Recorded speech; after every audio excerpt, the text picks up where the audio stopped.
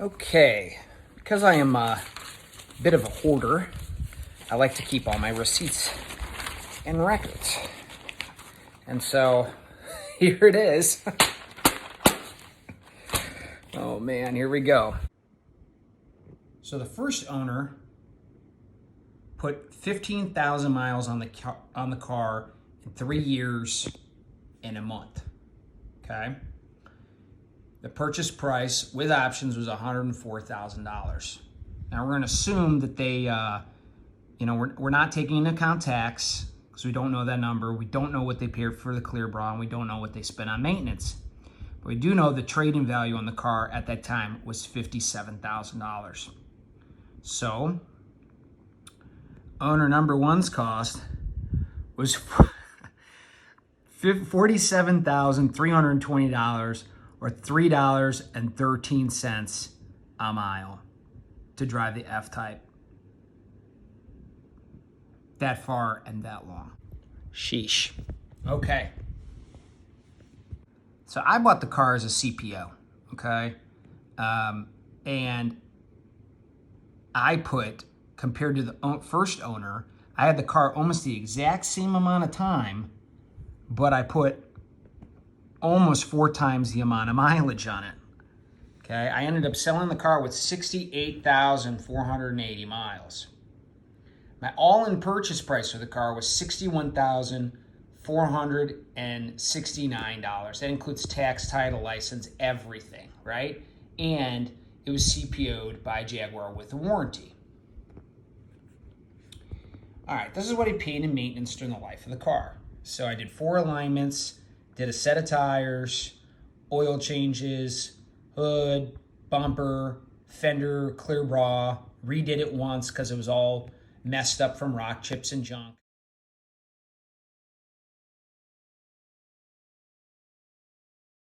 And I did a set of spark plugs, all the filters, a trans filter, the Lifeguard ZF fluid for the transmission, and a coolant flush.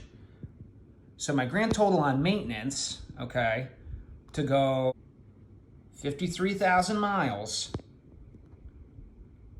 was a whopping $4,500.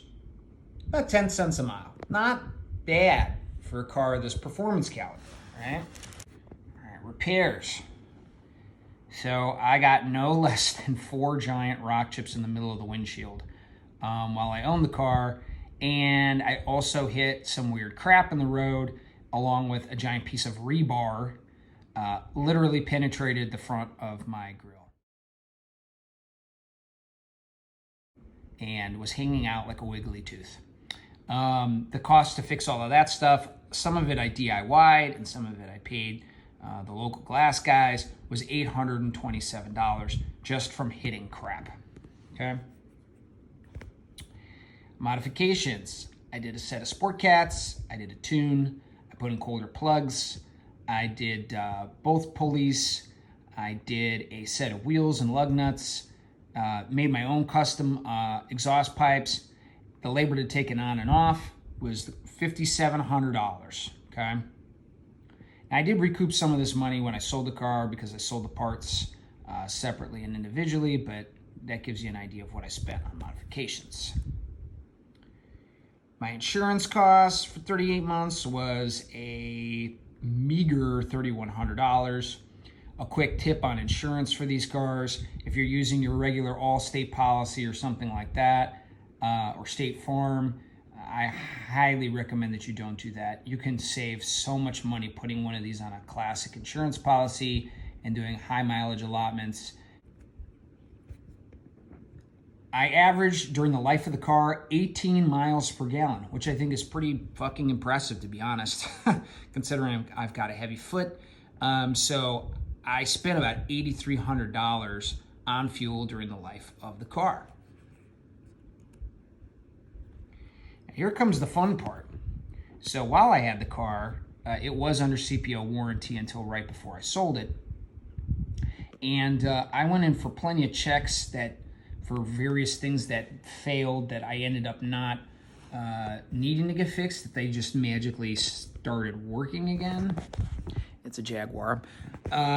So these are the repairs that I actually had done under warranty. And then before I signed off and took the car, I asked to see what the bill would be for each of these items if they failed and they weren't under warranty for Jaguar to fix. Just so I had an idea of, okay, well, what would this car cost me out of warranty to keep using it, right, for these kinds of things.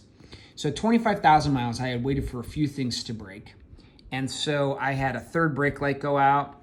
My blind spot monitoring had failed. They couldn't figure that out.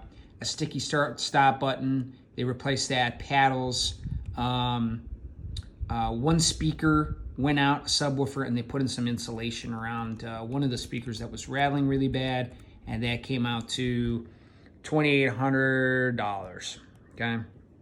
At 40,000 miles, I went in, and my USB module had completely failed. It wasn't just a fuse, it was the module. That was $490. But the worst one that I had was right past the 60,000 mile mark. All 8 fuel injectors ended up getting replaced. All 8 coil packs got replaced. And the complete wiring harness, because the dealer literally, somebody at the dealership had glued the coil packs, glued the wiring harness onto the coil packs because they snapped off the clips. Talk about that in a later video.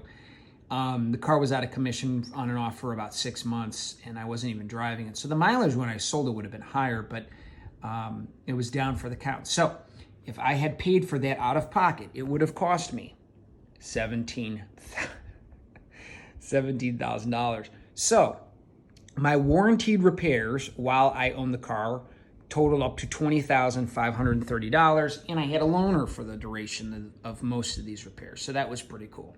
So I didn't pay that, but that's how much I would have paid had I not had a warranty for the 53,000 miles that I drove the car. So that comes out to about 40 cents a mile in out of warranty costs, which is pretty high. It is. It's pretty high. So, just to extrapolate that, if you put 100,000 miles on an F-Type out of warranty, it would cost you about $40,000 in maintenance to go that 100,000 miles. That's pretty high. So would I recommend a CPO warranty? Absolutely, but there's some catches to that as well. So anyways, totaling all this up. So just to go back one step, the first owner, it cost him $3.13 a mile. I drove the car almost 3 times as much as the first owner did. I ended up trading the car in, and I got a whopping $24,000 on my trade-in. Oh my God, I was like, what? But at least I got to use the car and enjoy it. And my total cost of ownership was $48,580 for the 3 years of owning the car.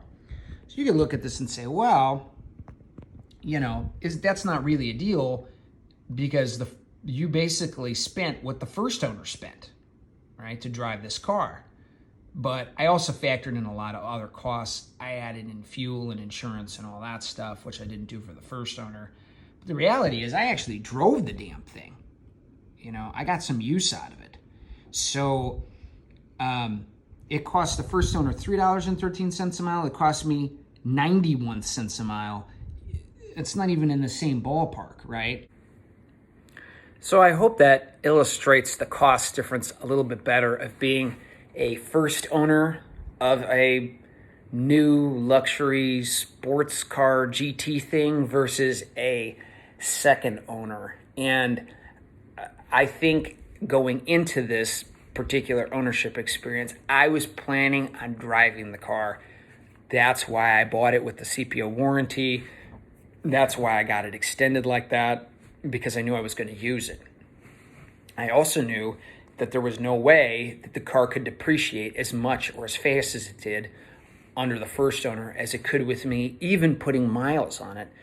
So I knew that going in, spending half of what the car cost new, it wasn't going to cost me as much per mile to own it as it was the first owner. And so in this particular example, from an ownership cost experience, yes, the car was expensive to own. It cost me a good amount of money. But do I think it wasn't worth it? Or do I think I got a bad deal? And the answer is absolutely not. Either the car, when it was working, was excellent. The performance was excellent.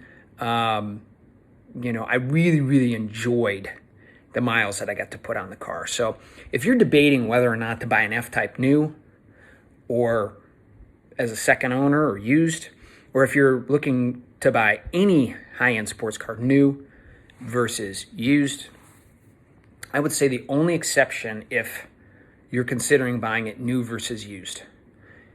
I would buy new if you didn't care about the cost, which I think is a little asinine. Who doesn't care about money? I mean, even $50,000 is $50,000, regardless of how much money you have. But if you don't care about the money, okay, go for it. And I would say the second thing is, unless you want very, very, very bespoke, specific options that you can only order, you have to order it that way, then I say go for it. If it's going to be, a one-off car, then you got to order it new. But if you're okay or content with, to say that fire, sand, and such wheels and this and that is a standard color combination, it's not. But if you're content with more of the mainstream choices, you're not looking for, a unicorn car, you're trying to find something that's a one of one, then buy used. Buy it a couple years old. You save yourself a small fortune. You can basically buy 2 sports cars for that price, and save yourself the money and enjoy it. Once the car hits that 3 and 4 year threshold, the amount of miles you put on it, it becomes more mileage sensitive than it does time sensitive. So the other piece of the puzzle here is if you decide to buy it as a second car or a fun car and it's just sitting around, it's not going to depreciate nearly as fast as it did for the first owner. But on the flip side of that, just me personally, if I'm buying a car, I'm going to drive it. I'm going to enjoy it. I don't like garage queens, and I don't like to, wipe them down with diapers in my spare time. I like to get out, I like to drive them, and I like to enjoy them. I hope this was informative. I hope you learned something. I hope the takeaway was that it costs a shitload more to buy a car new than it does to buy it as a second owner. I think that goes with any car, but especially with F-Types, the depreciation curve for the first owner is brutal to buy it new.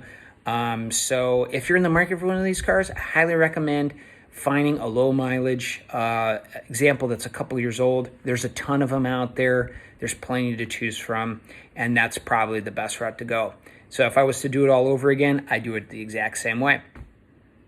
Well, I hope you enjoyed the video on F-Type ownership costs, and feel free to subscribe to the channel, leave some comments below, and thanks a lot for watching. We'll see you next time.